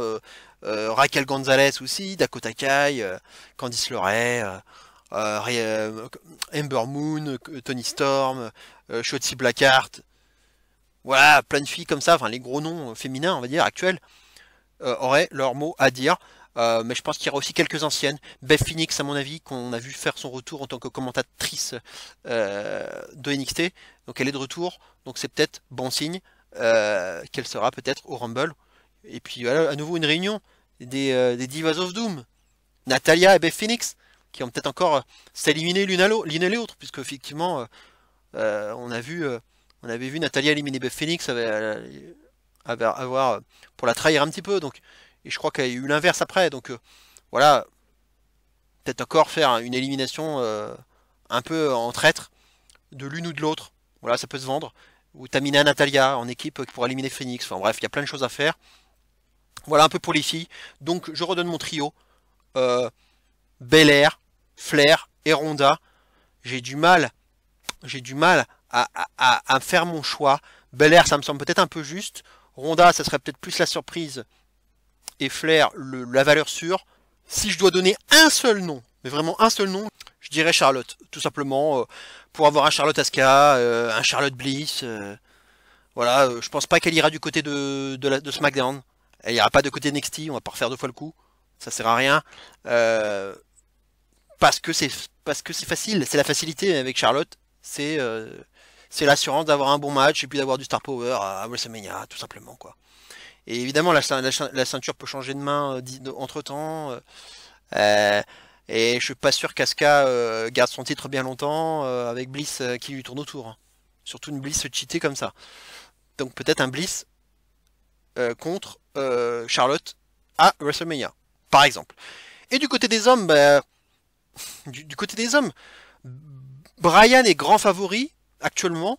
Ça peut s'écrire effectivement, mais là il est pour l'instant en train de se coucher là. Il se couche beaucoup pour la mid-card, hein, celle un peu la mid-card de l'ombre, celle qu'on ne voyait pas beaucoup à SmackDown, qui était très qu'on ne voyait pas beaucoup en valeur. Là il fait un gros travail, notamment pour Nakamura, pour Cesaro, pour Apollo Crews, enfin une grosse mise en valeur d'un peu tout le monde actuellement. Jey Uso aussi.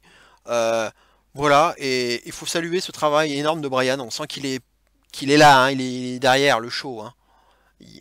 On sent qu'il impose ses choix et c'est bien, parce que on a un Nakamura face là actuellement qui est en train de tourner face avec le retour de Rising Sun, son thème face, donc ça c'est très agréable. Ça fait plaisir de le réentendre. Pour l'instant, il est effectivement assez effacé en termes de performance, puisque effectivement il perd beaucoup. Il a encore perdu contre Cesaro la semaine dernière. Mais il peut tout à fait gagner le Rumble, puisqu'effectivement il nous annonce à chaque fois, il nous redit oui, c'est mon objectif parce que je l'ai jamais gagné. Donc effectivement il l'a jamais gagné, donc ça s'écrit tout seul. Ça peut être l'un de ses derniers défis. Maintenant, à force de le dire, ça me paraît un peu facile. Et je me demande s'il va pas y avoir un twist. Comme je vous disais dans ma vidéo carte prédictive de WrestleMania, Sami Zayn avait dit en fin d'année dernière, oui, vu qu'il s'en prenait à Bryan en disant oui, c'est sûrement toi qui a booké qui m'a foutu dans ce lumberjack match là contre Biggie là, et là où il a perdu le titre, hein, Sami Zayn. C'est sûrement toi, c'est sûrement ton idée à toi, mais je peux te dire que un jour au Rumble là, le karma va se retourner contre toi et je rirai bien quand ça va arriver. Voilà, il avait balancé cette phrase et je me suis dit tiens, c'est peut-être pas innocent et peut-être que c'est Zayn qui va peut-être éliminer Bryan ou quelqu'un d'autre, mais ça permettra de lancer peut-être à nouveau un programme entre Bryan et Zayn. Alors un match à Mania un an après, encore à Mania, ouais, je serais pas très hypé entre un Bryan Zayn numéro 2, mais peut-être que cette phrase, il faudra la garder en tête. Et Sami Zayn d'ailleurs, alors j'ai une idée, alors elle vient pas de moi, hein, malheureusement, mais j'ai une idée que j'avais vue sur un forum, que j'ai trouvé excellente, et qui fait effectivement écho au dernier SmackDown, c'est que Sami Zayn, donc va participer, se menotte aux cordes. Un Sami Zayn qui se menotte à la corde durant le Rumble, c'est une idée de génie. Elle serait géniale. Et je crois que personne ne l'a jamais fait. Et ça irait tellement avec les personnages de Sami Zayn que j'y crois dur comme fer maintenant. Cette idée là qui a été balancée, je la trouve super. Et Sami Zayn qui se menotte à une corde pendant le Rumble, c'est génial. Pour moi ça se raconte, hein. Ça se raconte. Et puis le tout ça sera de savoir qui va couper ça, qui va trouver la clé. Parce qu'il va falloir la trouver la clé. Ou alors trouver un sécateur. Mais alors il y aura un sécateur sous le ring. Bon ça serait un peu facile, mais bon. Maintenant, tout est possible à la VVE, mais à un moment donné, de toute façon, il va bien falloir quelqu'un qui va enlever tout ça et puis le faire tomber, parce que bon, Zayn, il va pas aller au bout, hein, évidemment. Mais ça peut s'écrire, mais en tout cas, voilà, moi j'aimerais bien voir un Zayn qui se menotte à une corde. Voilà. Mais il y a plein d'histoires à raconter, hein, de toute façon. Hein. Otis et Gable aussi, hein, Otis, Gable. Alors Gable n'est pas encore annoncé, mais si Gable participe, il peut aussi donner des petites consignes à Otis, hein, toujours pour éliminer son adversaire, hein, toujours les hips, hein, les hanches, hein, pour savoir. C'est vraiment une histoire de hanches. Et Brian aussi, d'ailleurs, il est impliqué dans la Gable Academy là, donc c'est toujours cet entraînement là. Tout est dans les hips, hein, dans les hanches. Voilà. Donc il peut y avoir aussi un petit moment, un petit passage entre Gable, Otis, Brian, voilà, sur comment éliminer son adversaire. Continuer encore à entretenir l'équipe Otis Gable notamment et en faire une vraie équipe. Parce que pour l'instant, elle est loin d'être au point cette équipe, mais ça peut monter en puissance justement. Voilà une petite histoire à raconter. Des face-à-face, des moments marquants. Edge avec Orton, évidemment, ça s'écrit tout seul. Wyatt. Gros point d'interrogation sur Wyatt, qui est aussi dans la liste, hein, des favoris potentiels. Est-ce que Wyatt va faire son grand retour? Est-ce que la lumière va s'éteindre tout à coup en plein match? Il va faire son retour? Est-ce qu'il va éliminer Orton? C'est possible, hein, parce que Orton vient de passer un RKO à Bliss. Il peut faire son grand retour, éliminer Orton, lancer à nouveau un programme, peut-être jusqu'à Mania. Mais Edge aussi est là. Donc Edge Orton, Edge Wyatt, Wyatt Orton. Vers où va aller Orton finalement? Vers où il va aller?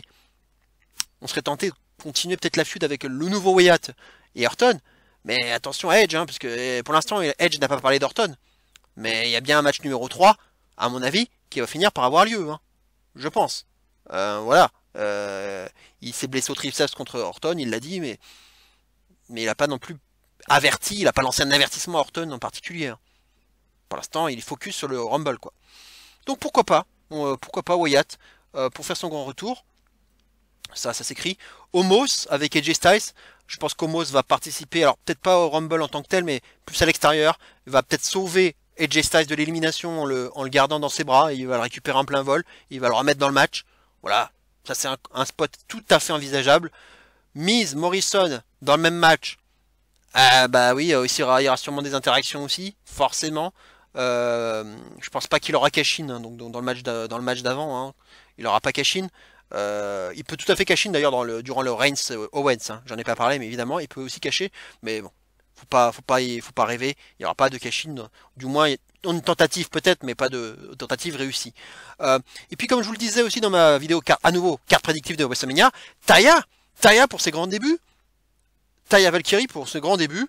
Avec peut-être une interaction avec Maryse, qui serait peut-être là aussi pour son grand retour. Ça aussi, ça s'écrit. Et qui vont peut-être s'éliminer. L'une va éliminer l'autre. Ça va foutre le bordel dans les deux couples. Voilà, c'était mon fantasy booking.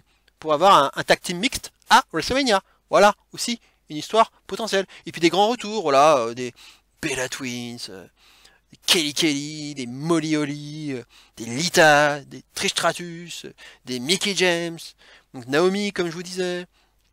Voilà, des anciennes. Des plus anciennes qui feront leur retour pour faire le nombre. Et puis avec 2-3 filles de NXT, peut-être un peu moins de filles de NXT que d'habitude. Mais voilà, ça fera le café. Et puis pour les hommes, je pense qu'il n'y a pas forcément besoin de beaucoup de mecs de NXT. Par contre, peut-être Damien Priest aussi, qui est un peu comme Rhea Ripley, on va dire dans le sas hein, entre NXT et le main roster. Là, on dirait qu'ils attendent. Et Priest, à mon avis, ça serait pas surprenant qu'on le voit faire ses débuts dans le main roster. Et donc, dans le Royal Rumble. Damien Priest pour faire 2-3 éliminations, faire un des débuts impactants, quoi, pour se présenter. Voilà. Là aussi, Damien Priest, j'y crois, mais pas forcément, je pense, beaucoup de mecs de NXT. Undisputed Era ou Balor, Pete Dunne. Non, j'y pas énormément, j'y crois pas des masses. J'y crois pas des masses, pour le coup. D'ailleurs, les mecs de NXT, il n'y en avait pas beaucoup l'année dernière, hein, dans le Rumble masculin. Hein. Beaucoup plus de filles, mais pas beaucoup de mecs. Et Keith Lee, il y avait Keith Lee l'année dernière notamment. Il n'y avait vraiment pas beaucoup de mecs. Il y avait Riddle aussi qui s'était fait éliminer par Corbin. Un grand moment. Euh, voilà, donc il y a plein d'histoires, le Hurt Business aussi, avec Lashley, avec Alexander, si les deux Alexander Benjamin participent, foutre la merde entre Lashley et encore Alexander, qui va peut-être encore foutre le bordel. Riddle avec Lashley, si Riddle participe, pareil. Il y a plein de petites histoires, mais moi tout ce que je veux, c'est qu'on me raconte plein d'histoires justement, et qu'on me build WrestleMania avec ces petites histoires. Pour moi, c'est ça l'histoire du Rumble, et c'est toujours comme ça qu'il faut faire, et il faut le faire correctement, en me racontant de bonnes histoires, et en me surprenant, en faisant plein de choses, en me provoquant des émotions, tout simplement. Voilà, pour moi, le Rumble, c'est de l'émotion, et ce sont des histoires bien racontées. Le Rumble masculin avait tout à fait rempli son rôle l'année dernière, même s'il était particulier avec évidemment le passage Lesnar qui aura été un peu long et répétitif, mais c'était comme ça, c'était le contexte de l'époque. Mais sinon, c'est ce que j'attends. Et les filles, j'espère que ce sera mieux. C'était un peu plat l'année dernière. J'espère que ça sera bien plus, je veux dire, narré que ce qu'on a eu l'année dernière. Voilà donc, chez les filles, Belair, Flair, Ronda, avec une préférence peut-être pour Charlotte dans mon pronostic. Et chez les hommes, Bryan ou Lesnar. Voilà, je n'avais pas donné mon autre option. Lesnar qui serait à nouveau, comme Flair, la valeur sûre. Alors vous me direz, il n'a pas forcément besoin du Rumble. Oui, c'est vrai. Mais pour le grand retour, pour la surprise, retour de Lesnar, peut-être en 30, sait-on jamais. Mais comme on va nous annoncer le mec qui sera en 30, on sera peut-être pas nous le dire, mais il peut arriver juste avant, 29, voilà. Il va revenir, il va gagner, et puis là, ça peut ouvrir à plein de portes, hein, parce qu'il peut défier Drew pour sa revanche un an après à Mania, mais il peut aussi peut-être se tourner vers Reigns, hein. Reigns-Lesnar, avec Heyman qui est du côté de Reigns, ça s'écrit. Ça serait drôle de voir Heyman et Lesnar, mais cette fois-ci dans des camps opposés. Hein. Donc avec un Lesnar qui serait plutôt face du coup pour l'occasion, ça peut s'écrire. Voilà. Et puis c'est pareil, toujours pareil, hein, comme Ronda, comme Charlotte, sur une carte de WrestleMania. Bah oui, Lesnar ça fait vendre. Hein. Ça va pas forcément être des matchs très longs, mais c'est toujours vendeur. Et c'est du star power, c'est facile, mais ça marche. Donc Lesnar, moi je serais pas surpris de le voir gagner aussi. Hein. Donc si c'est pas Bryan, qui est un peu l'option facile, mais j'ai l'impression que c'est même trop facile, tellement c'est annoncé, et tellement il est favori, mais il parle beaucoup du fait qu'il l'ait jamais gagné, donc ça me paraît trop facile. Donc plutôt Lesnar peut-être, si je dois me donner un seul nom. Wyatt ce serait un peu le choix fou, mais pareil, je préfère le voir dans une feud intermédiaire et avec aucune ceinture en jeu, donc peut-être contre Orton à nouveau, ou Goldberg hein, par la suite, comme je vous disais dans ma carte prédictive de WrestleMania. Voilà, finalement il n'y a pas pléthore de choix au niveau des hommes. Hein. Au niveau des hommes, Keith Lee, j'y crois pas du tout.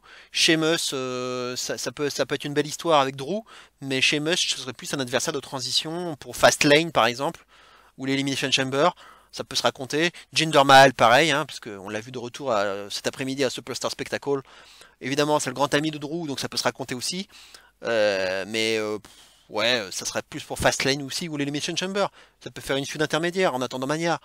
Mais pas pour WrestleMania. Pas pour WrestleMania. Donc Sheamus et Mahal, pour le Rumble, je n'y crois pas. Pas pour la victoire. Nakamura, ça serait sympa aussi, mais je pense que peut-être que plus une feud entre Cesaro et Nakamura. Cesaro qui éliminerait Nakamura, peut-être une trahison. Et on lancerait la feud entre les deux. Pour un combat Mania, ça serait peut-être une bonne idée. Hein, Cesaro, Nakamura. Voilà, un peu pour mes idées. Jey Uso, il va nous raconter une belle histoire aussi. Forcément, avec peut-être Owens, qui, après sa défaite probable contre Reigns, s'ajoutera peut-être au Rumble. Et il ira s'en prendre à Jey Uso, et peut-être même à Jimmy. Si Jimmy participe aussi. Ça s'écrit. Ça s'écrit. Et peut-être même Apollo Crews. Si Apollo Crews participe et aura fait perdre peut-être Kevin Owens. Bref, voilà, je vais pas raconter toutes les histoires possibles, il y en a 8000.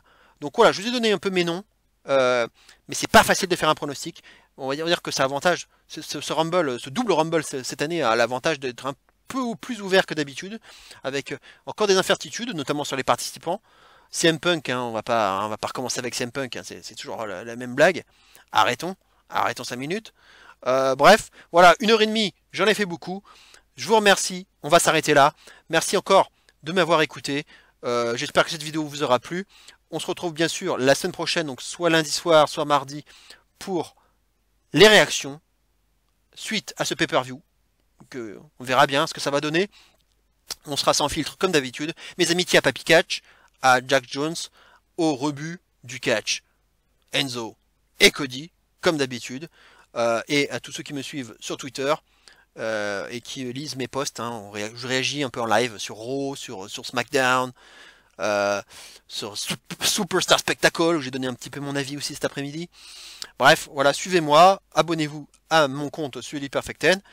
Ça sera avec plaisir qu'on peut discuter de tout et de rien, notamment en matière de catch. Hein.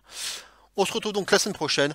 Portez-vous bien, très bonne semaine. Et d'ici là, bien entendu, n'oubliez surtout pas, et plus que jamais, vive le catch et zéro miedo. Ciao à tous.